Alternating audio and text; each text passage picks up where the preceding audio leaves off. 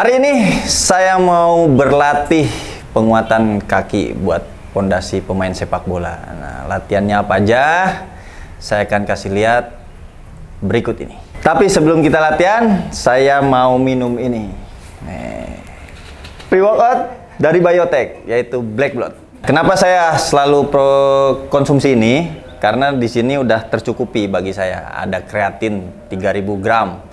Terus ada juga 300 kafeinnya, jadi nggak usah perlu ngopi hitam tuh sebenarnya.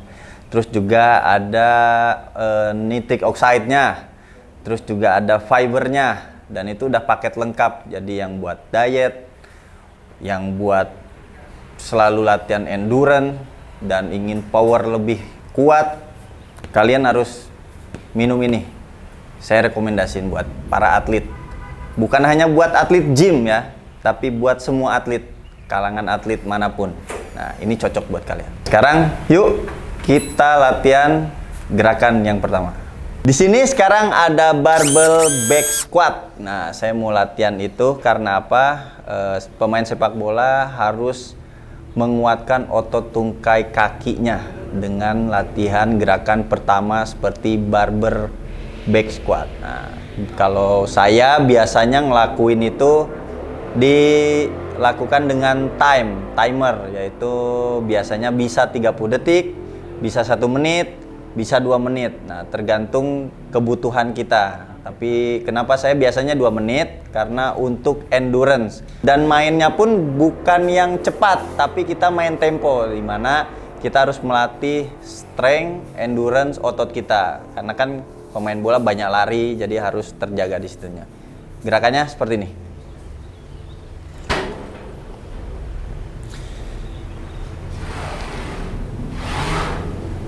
Pelan aja, karena kita bermain timer 2 menit.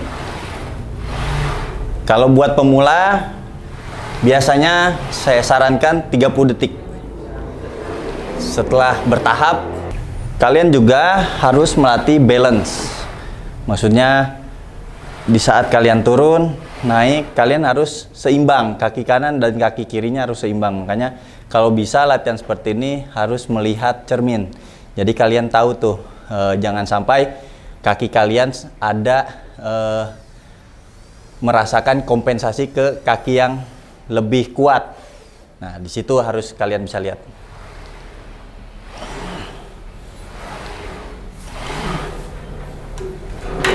Nah, gerakan barbell back squat itu seperti itu.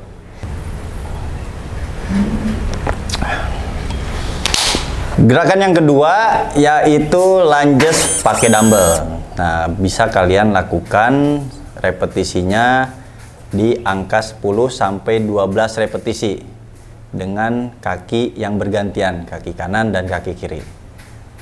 Gerakannya seperti ini, tapi yang perlu kalian pahami, atur jarak kaki kalian dengan si kursi ini. Kaki ke depan. Nah, berarti yang patokannya yang depan di sini, yang satu di belakang. Tapi begini, jadi beban ada di keseluruhan di kaki depan. Posisi udah seperti ini. Yang perlu kalian harus pahami agar quadriceps kalian, otot glutes kalian dan hamstring kalian juga kena. Posisinya jangan badan terlalu tegap, tetapi harus lebih condong ke depan, fokus ke turun kaki. Nah, seperti ini, baru naik. Fokuskan otot quadriceps, hamstring, dan glutesnya itu terasa. Jadi lebih enak.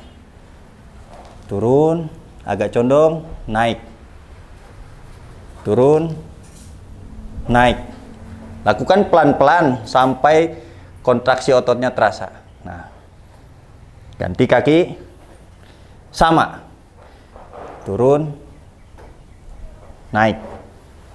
Usahakan kaki tetap balance agar terhindar dari cedera. Fokus. 4 5 6. Gerakan yang kedua seperti itu. Jadi kalian harus fokus melatih otot kaki itu jangan asal kalian ambil beban di mana kalian bisa melakukan gerakan itu secara benar. Jangan sampai kalian asal dan ego terhadap beban yang kalian ambil. Sekarang gerakan ketiga yaitu RDL atau istilahnya Romanian deadlift. Untuk apa? Untuk hamstring dan juga otot lower back. Oke, nah sekarang gerakannya seperti ini. Posisikan kaki sejajar dengan bahu. Sekarang ambil dari bawah dulu. Oke, siapkan, tarik dulu ke atas. Baru kita mulai. Gerakannya seperti ini. 1, usahakan otot hamstringnya terasa dan otot backnya dikunci. Nah, bedanya dengan deadlift, deadlift itu pasti lebih turun. Deadlift itu seperti ini. Nah, naik. Nah, bedanya seperti itu. Kalau kita fokus ke otot hamstring, seperti ini. Untuk menguatkan hamstring, glutes, dan juga lower back. Kalian bisa lakukan 12 sampai 15. Kalau saya seperti itu. Bebannya harus sesuai dengan kebutuhan kalian dan juga kekuatan kalian. Jangan sampai ego ya. Nomor 1, jangan sampai ego beban gitu loh. Nah, gerakannya seperti itu bisa kalian lakukan di rumah atau di tempat gym-gym. Bagi saya seorang pesepak bola, kebutuhan melatih otot itu sangat dibutuhkan. Karena apa? Kalian akan rentan dengan cedera, terhindarnya dari cedera, dan juga kalian lebih akan balance di lapangan karena kan impact atau body chance di lapangan itu lebih besar daripada olahraga yang tidak ada duel-duelnya gitu. Tuh, ada urat kan, kelihatan di saat udah latihan beban itu, efek minum black blood itu karena black blood kan ada kandungan nitric oxide ya. Dia kan untuk membuka pembuluh darah biar si pembuluh darahnya besar, terus peredaran darahnya itu lebih lancar. Nah, disitulah diserap semua lewat pembuluh darah itu. Nah, makanya kalian akan lebih cepat stimulannya, jadi lebih cepat juga menyerap semua yang ada di dalam kandungan black blood itu. Ini posisinya saya lagi nggak diet. Kalau diet, dia lebih kering, uratnya bakal lebih keluar gitu. Nah, sekarang saya mau latihan perut. Biasanya saya kan pakai roll abs nih. Karena nggak ada, jadi saya pakai flat bar ini. Tapi bisa lah. Nah, gerakannya seperti ini nih.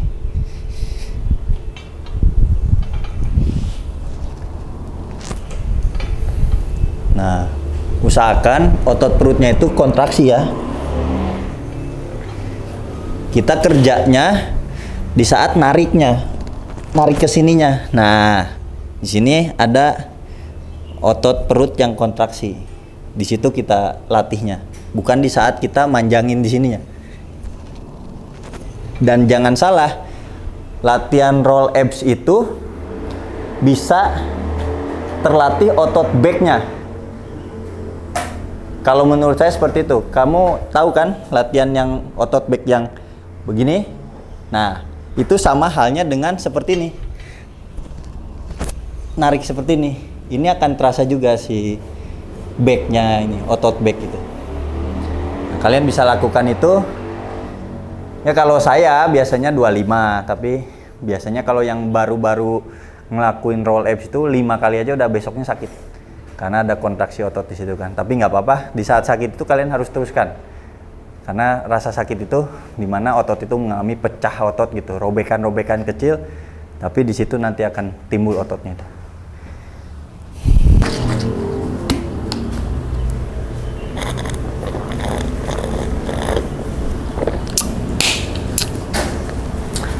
Nah, biasanya Kalau udah latihan gym atau latihan apapun yang aktivitasnya berat, saya biasanya minum ini, Isoway Zero. Nah, ini tuh kandungannya ada glutamin, BCA, dan juga free lactose. Terus juga proteinnya itu bagus. Protein bagusnya itu dalam arti semua whey bagus, tapi dia diolahnya lebih bagus dari sapinya itu dia grass feed. Grass feed itu sapinya dikasih makan rumput yang terbaik. Nah, tapi dan juga tidak diberikan